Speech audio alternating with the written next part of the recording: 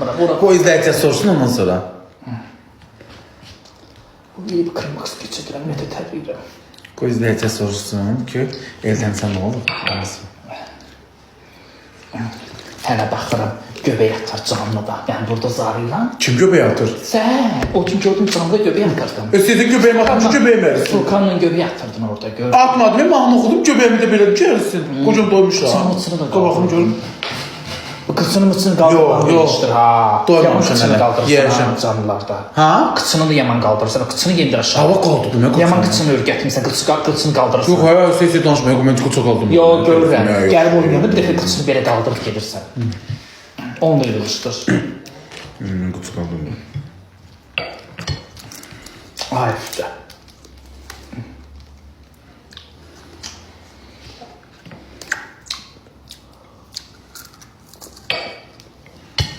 Az iyi kökəlmiş nəyə kökələcək? Tam bundan artıq div olmayacam ha.